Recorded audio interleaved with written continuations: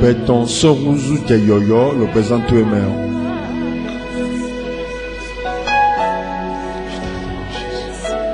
Tu vas le remercier pour ta présence en ce lieu.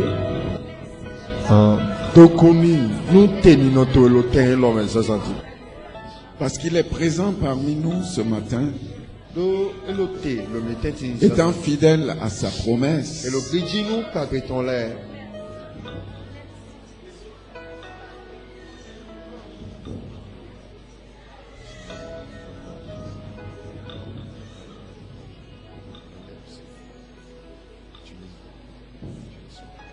Merci Seigneur.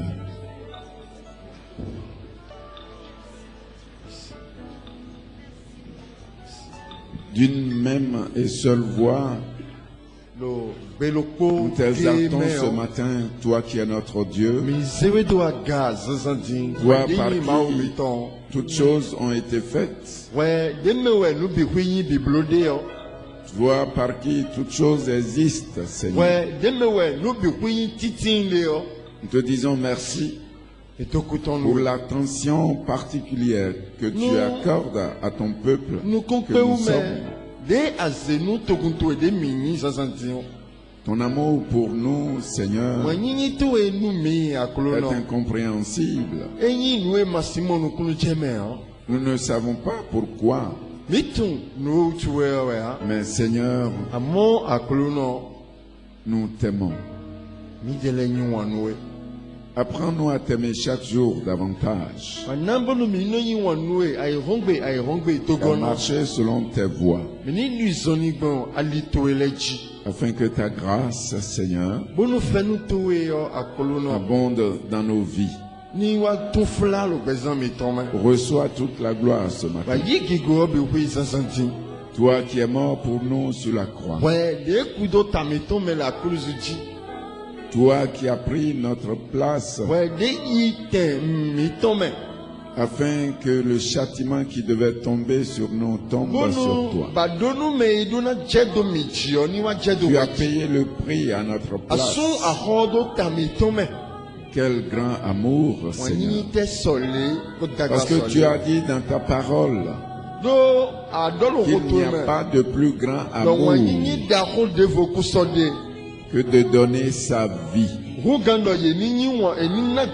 ceux qu'on aime. Seigneur, apprends-nous à t'aimer, car tu nous as aimés. Et nous savons que personne, à part toi, Seigneur, ne peut nous aimer comme toi tu nous as aimés. Nous avons la ferme assurance, Seigneur, qu'aucun d'entre nous ne peut t'aimer comme toi tu nous as aimés. C'est pourquoi, Seigneur, apprends-nous à comprendre l'amour que tu as eu pour nous. Merci, Seigneur. Reçois toute la gloire ce matin. Au nom de Jésus. Amen.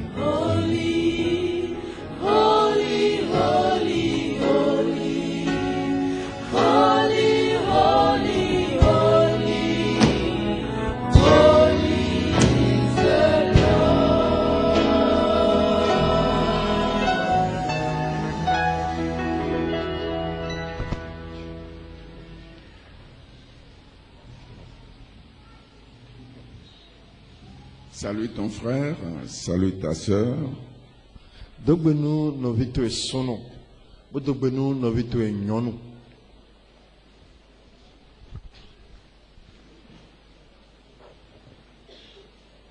Souhaite-lui la bienvenue dans la maison de notre Père.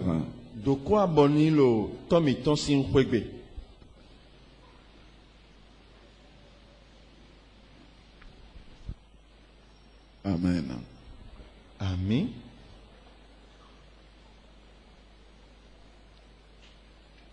Dans le livre de Marc, au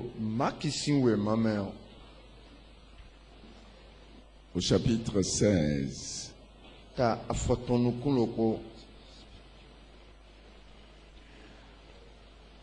Du verset 17 au verset 18.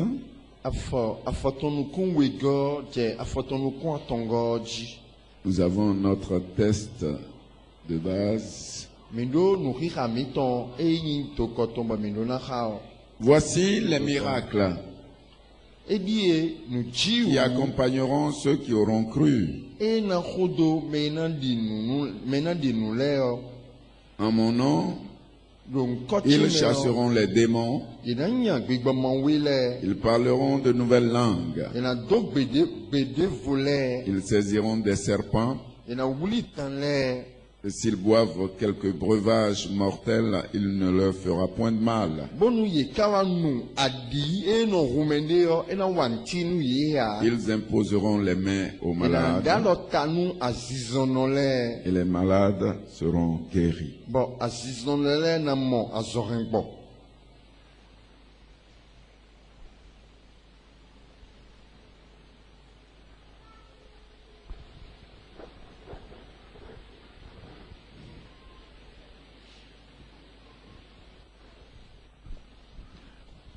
Dieu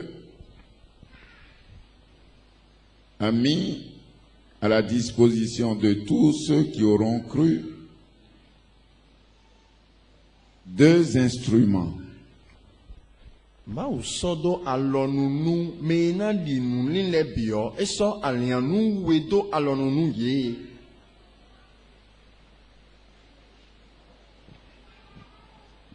Le premier instrument nous permet de parler à notre Dieu, de parler à notre Père, de parler à notre Seigneur.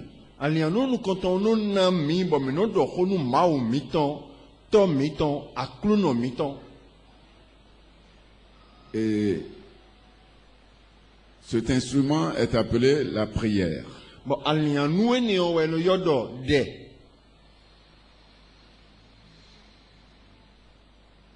Le deuxième instrument qu'il a mis à la disposition de tous ceux qui croient,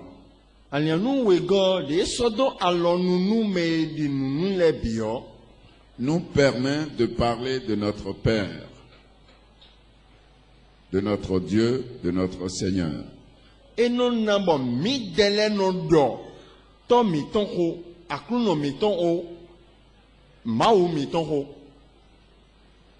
Nous parlons avec lui. Nous parlons de lui. Et ça, tout le monde a reçu cela. Personne ne peut dire qu'il ne l'a pas.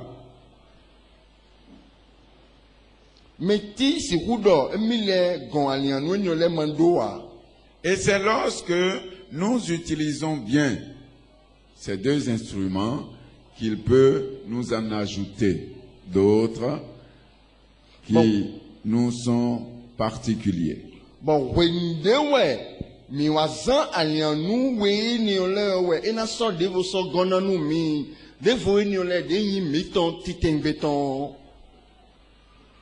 Vous voyez cela, même un enfant d'un an, de 2 ans, peut le faire. Il parle à son père et il peut parler de son père à ses amis, à ses frères, à ses sœurs. Il peut parler.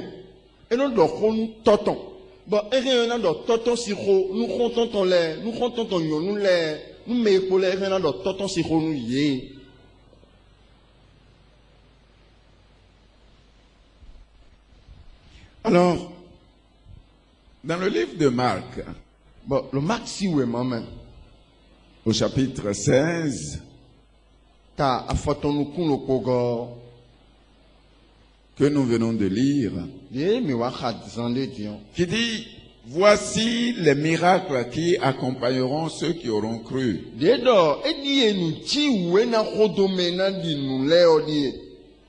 Mais nous prenons souvent ce verset et nous l'interprétons peut-être hors de son contexte.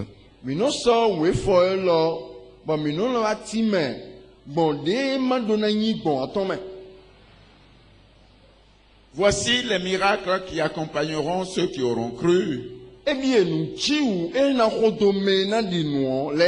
Mais qui sont ceux qui ont cru?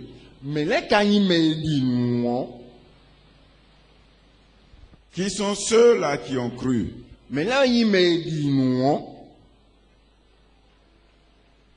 De qui il parle?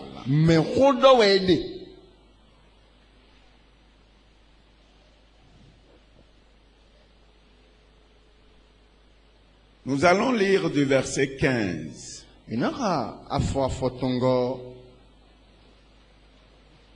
De Marc 16.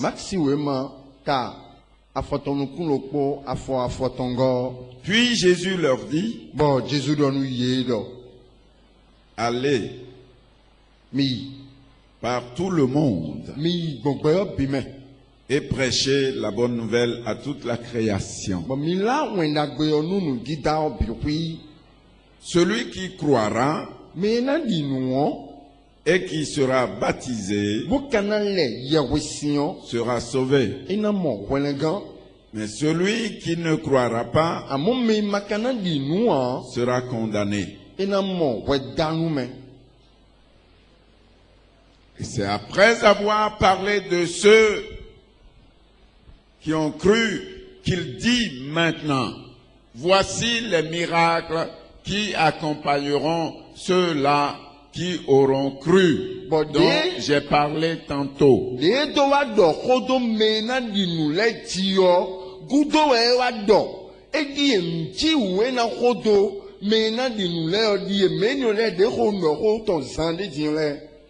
Mais qui sont ceux-là?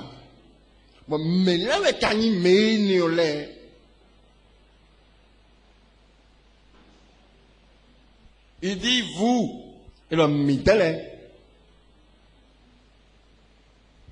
Mes disciples. Vous qui me connaissez.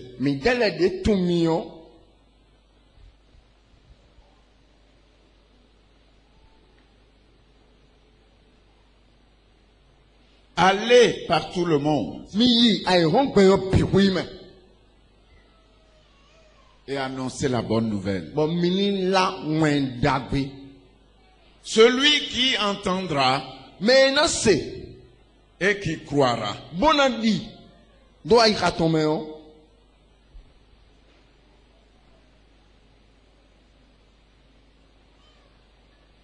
Il ne s'agit pas ici, bien-aimés, de ceux qui croient en Jésus.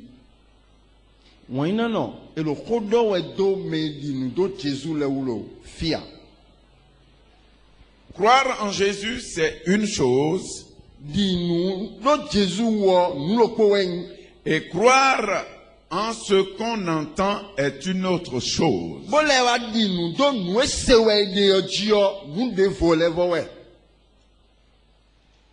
Jésus n'a pas parlé de ceux qui croient en lui, mais de ceux qui croiront en ce que vous direz.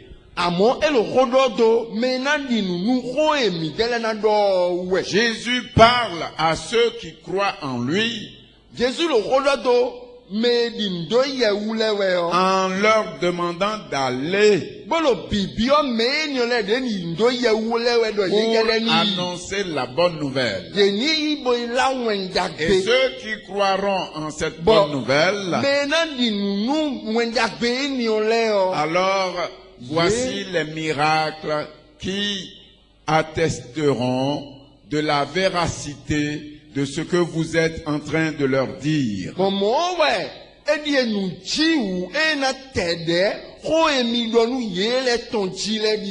Jésus n'a jamais demandé à ses disciples d'aller annoncer la bonne nouvelle sans une preuve qui atteste de la véracité de ce qu'ils sont en train de dire. Jésus sait que vite on les doit prier qu'on doit y ni la wendakbe magon nous na tede o na la ton dina yea. Jamais.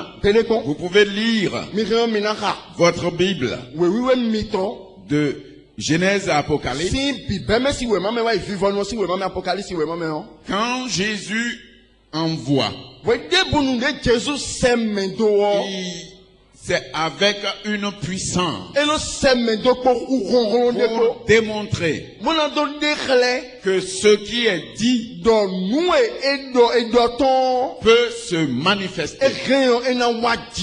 Jésus ne nous a pas demandé de présenter l'évangile. Non, de prêcher l'évangile. De prêcher le royaume. Il nous a demandé de présenter aussi aux gens le royaume. Et ceux qui croiront en ce que vous dites, les miracles, les signes, attesteront que ce qu'ils disent est vrai, ce qui les amènera à croire en Jésus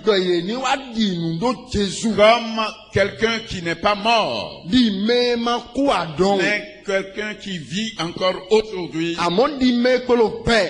si même on ne le voit pas, il est vivant et il est capable d'agir comme s'il était vivant en chair.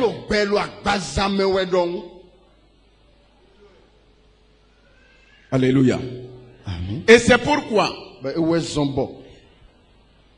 ces signes, chaque fois que Jésus envoie, il donne à ceux qui vont annoncer la bonne nouvelle le pouvoir de démontrer, de faire une démonstration. Alléluia. Amen. Parce que l'évangile, ce n'est pas la théorie. Mais c'est une puissance. Alléluia. Amen. Mais, bien aimé, il a bien pris le soin de leur dire où ils doivent être pour que ces signes, ces miracles, ces prodiges puissent accompagner leur parole. Alléluia. Amen.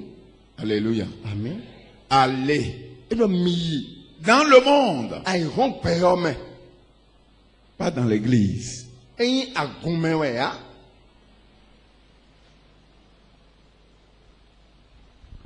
Allez. Et bien aimé dans le Seigneur, ceux qui effectivement vont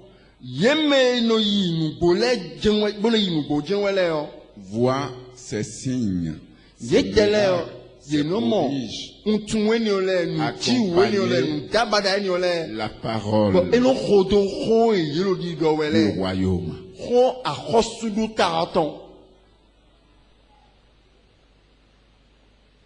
Mais tant que vous resterez assis et vous voudrez voir ces signes,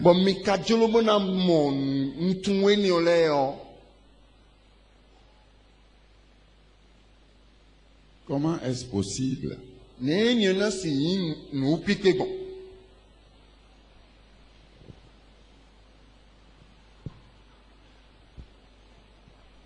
Partout, dans la parole où Jésus envoie, il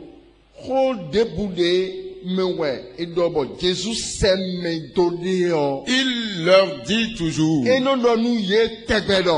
ce qui est palpable, ce qui sera visible, pour accompagner ce qu'il dit.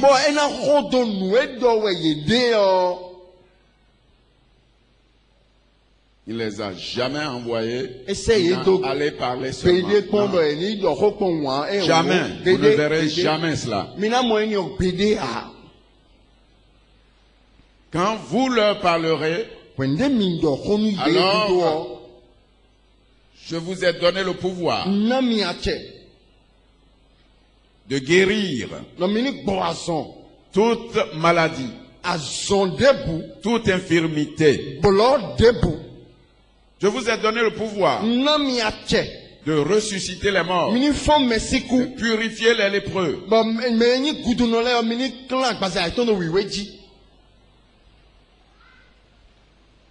Maintenant, allez. Parce que tant que vous resterez sur place, à quoi vous servirez d'avoir tous ces pouvoirs?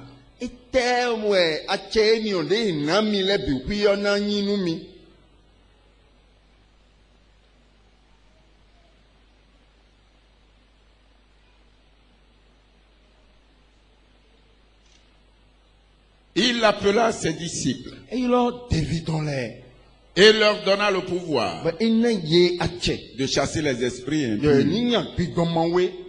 Mais bien aimé,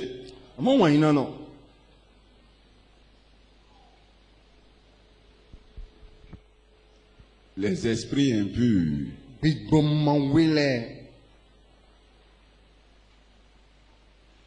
et comment sauront-ils qu'ils ont le pouvoir de chasser les esprits impurs?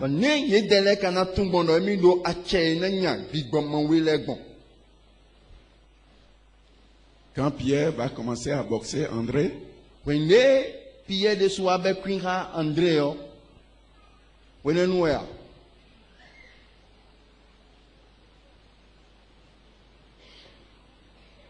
quand Matthieu va commencer à taper Jean, il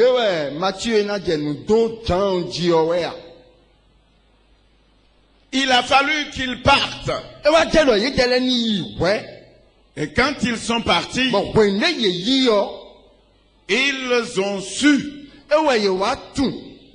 qu'ils avaient le pouvoir de chasser les esprits. Ils sont revenus à Jésus, disant: Seigneur, non seulement nous avons parlé, mais même les esprits impurs nous étaient soumis.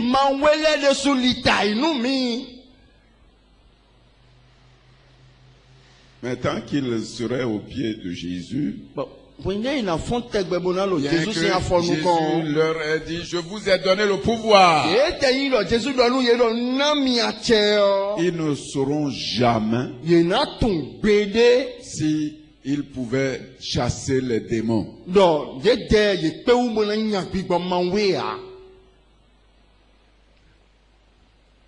Il nous a donné les moyens de lui parler. Et c'est la prière. Et c'est la prière. Deuxième chose, il nous a donné les moyens de parler de lui. Donc nous pouvons lui parler et nous pouvons parler de lui. Donc la prière et l'évangélisation, annoncer la bonne nouvelle, parler de notre Père aux autres, nous pouvons lui parler et nous pouvons parler de lui aux autres. C'est à la portée de tout le monde. Et c'est lorsque nous faisons cela, alors que nous découvrons qu'en plus de cela, il nous a donné le don de guérir.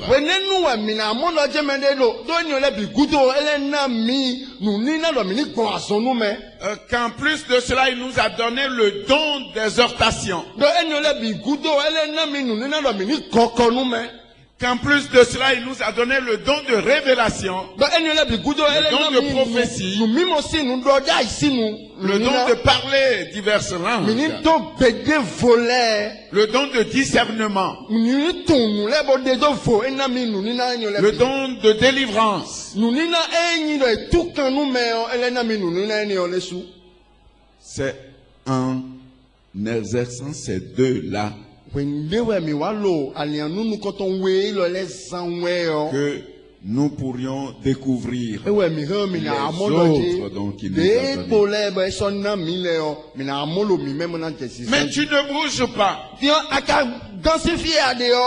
Tu es toujours sur place. Et tu dis, Seigneur, donne-moi le don de prophétie. Donne-moi le don de miracle. Le don de guérison.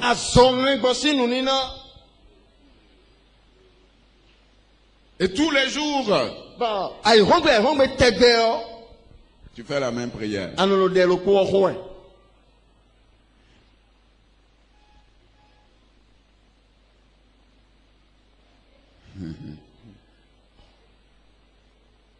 Alléluia. Amen. Et bien aimé, le faire, on n'a pas besoin de savoir parler. Non, moi je ne sais pas parler au milieu des gens. Tu ne sais pas parler au milieu des gens. Mais il ne te demande pas de parler au milieu des gens. Il te demande de parler à un Jean. Si tu peux déjà parler à un Jean, alors tu vas parler à des gens. Mais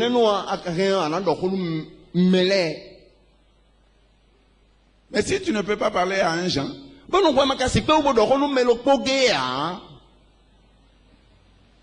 comment tu vas parler à des gens? Il faut commencer par un Jean, à 2 Jean, 3 Jean, 4 Jean,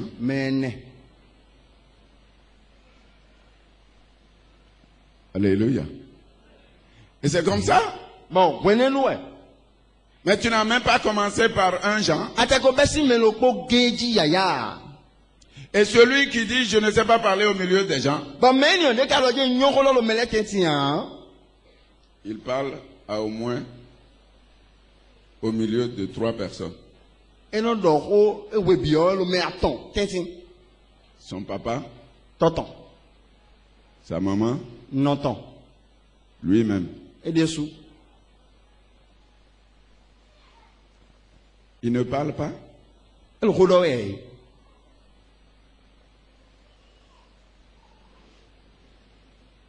Amen. Amen. Voilà ceux qui ont cru. Ceux qui vont entendre ce que tu dis. C'est ceux-là qui vont voir les miracles, les prodiges.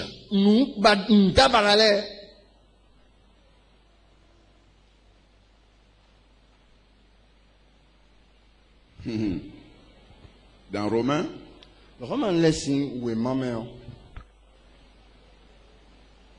10.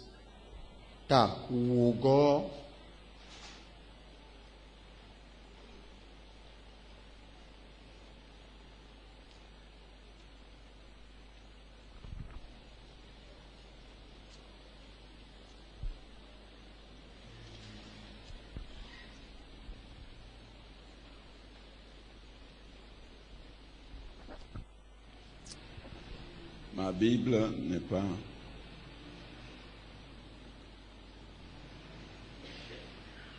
Il n'y a pas cette partie-là dans ma Bible.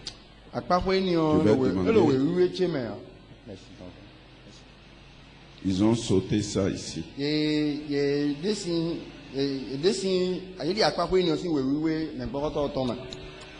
vais demander à quelqu'un de lire ça.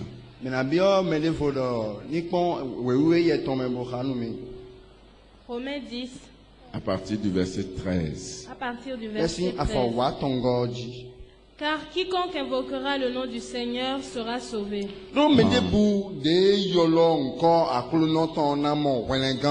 Car les enfants de Dieu qui invoqueront le nom du Seigneur.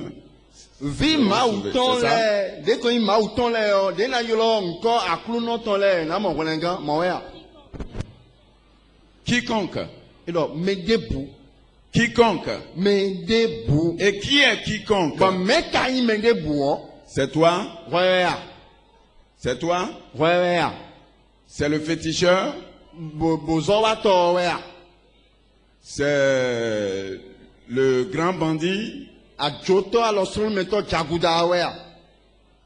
C'est le grand sorcier? Hein, vous ne répondez pas? Oui. Oui. Quiconque, que ce soit le chef féticheur, que ce soit le plus grand sorcier, que ce soit le plus grand bandit, le criminel, le plus endurci, quiconque arrivera à invoquer le nom du Seigneur sera sauvé.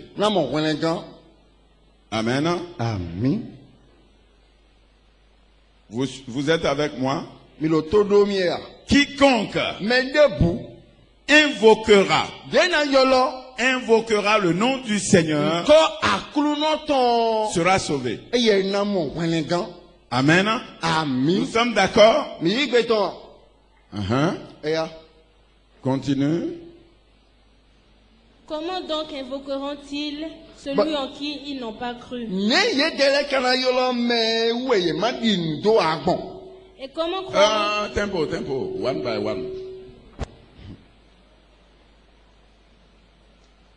Quiconque invoquera le nom du Seigneur sera sauvé.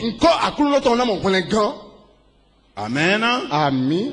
Nous sommes bien d'accord. Et comment arriveront-ils à invoquer le nom de celui en qui ils ne croient pas?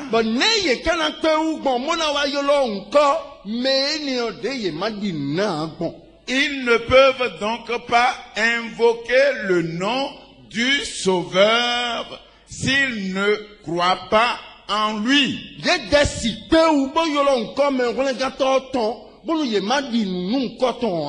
Est-ce que c'est bon? Ça va? Vous êtes avec moi? Si le féticheur, si le plus grand sorcier, si le plus grand marabout, si le plus grand pécheur invoque le nom du Seigneur, il sera sauvé. Mais pour invoquer ce nom et être sauvé, il faut croire en ce nom-là. Amen. Amen. Oui. Et comment croiront-ils en celui dont ils n'ont pas entendu parler?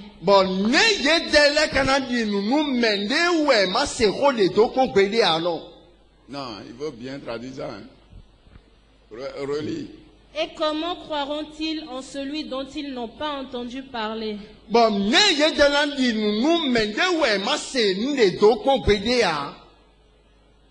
pas entendu.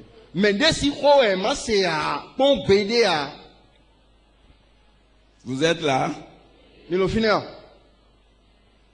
Vous êtes là?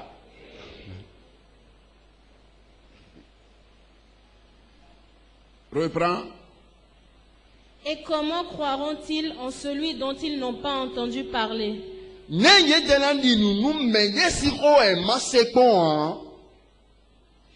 Quiconque invoquera le nom du Seigneur sera sauvé.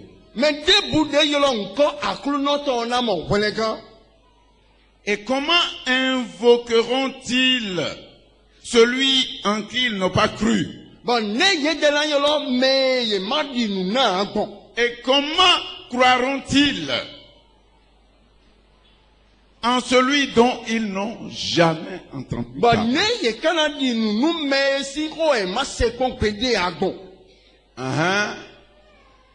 Et comment en entendront-ils parler s'il n'y a personne qui prêche?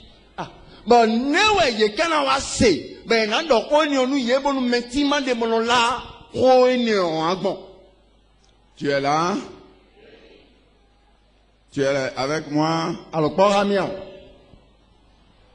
C'est bien.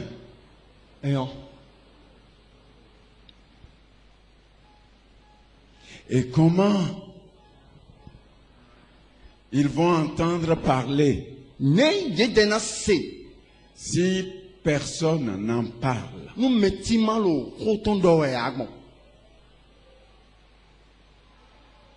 Alléluia. Amen. Et le Seigneur dit, allez et parlez.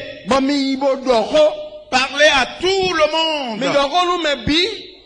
Celui qui va entendre et qui va croire.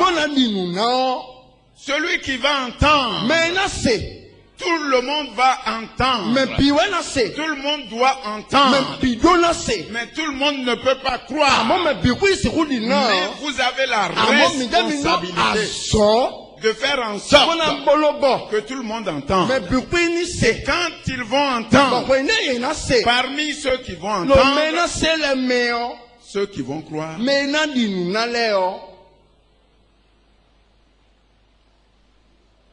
et qui vont s'identifier à moi, ils seront sauvés.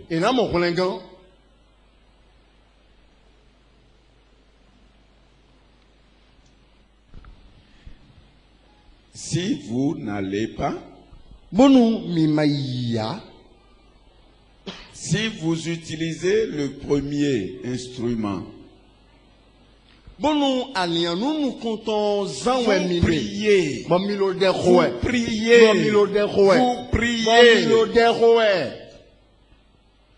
Vous savez, pour aller et parler,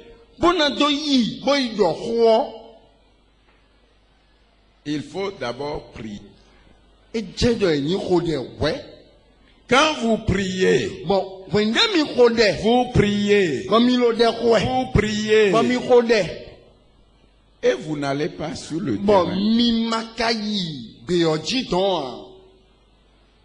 Vous avez beau prier pour que le Seigneur sauve le quartier, qu'il sauve le quartier. Vous priez tous les jours qu'il sauve le quartier. Seigneur, sauve le quartier. Sauve le quartier. Du 1er au 31.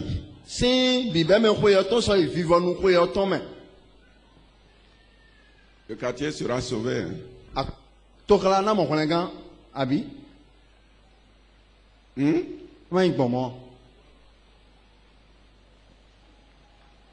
Quand vous auriez fini de prier, il faut aller parler. Et c'est lorsque vous serez en train de parler que vous verrez les résultats de vos prières.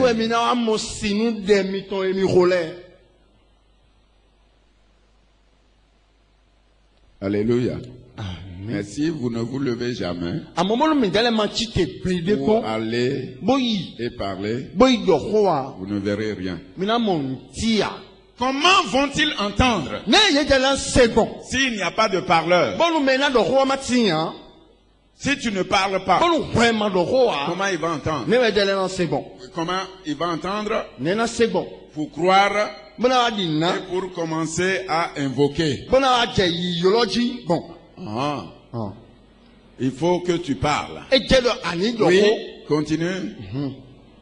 Et comment y aura-t-il des prédicateurs s'ils ne sont pas envoyés?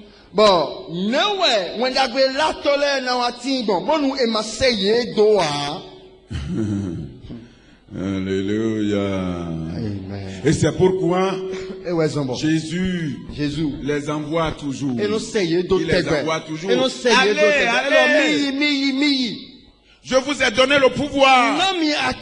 Allez et expérimentez-le. Je vous ai donné le pouvoir de guérir toute maladie, toute infirmité, ressusciter les morts. Je vous ai donné le pouvoir de ressusciter les morts, de purifier les lépreux, de chasser les démons.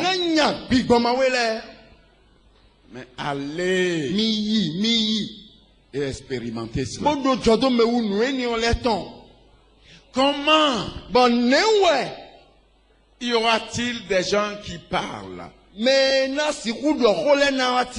s'ils ne sont pas envoyés? Alléluia. Amen. Alléluia. Amen. C'est pourquoi, mon frère, quand tu es devenu enfant de Dieu,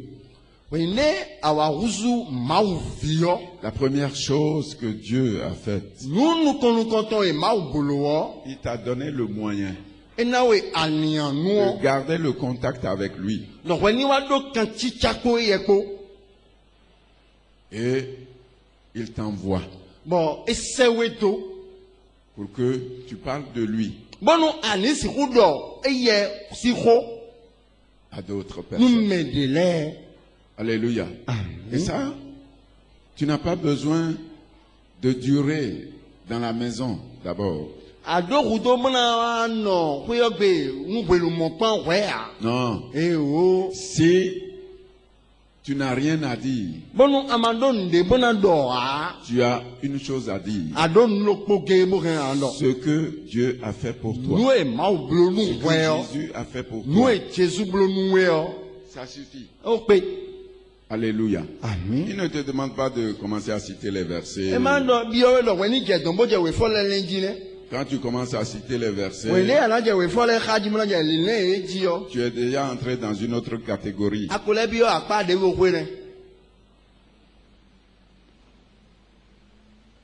Ceux-là, ils aiment beaucoup la théorie. Ils vont te citer les versets. Citer les versets. Quand ils vont finir, tu ne verras rien. Dis ce qu'il a fait pour toi. Alléluia. Amen. C'est pourquoi, mon frère, ma soeur, ces deux instruments, ces deux moyens, commence à les utiliser. Et il va te donner d'autres particuliers à toi. Amen. Amen. Que le Seigneur te bénisse. Nous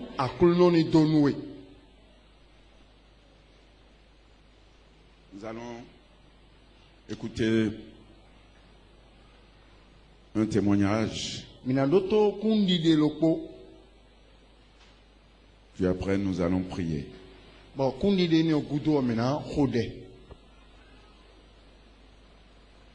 Le frère Edouard va venir pour son témoignage.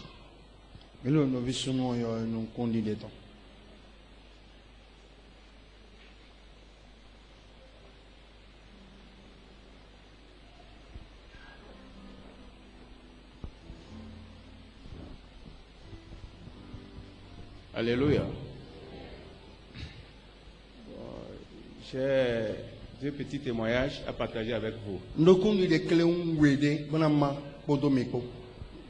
Veillez écouter attentivement ce témoignage. Si c'était ma chair, je n'allais pas faire ce témoignage. C'est conduit par le Saint-Esprit que je le fais.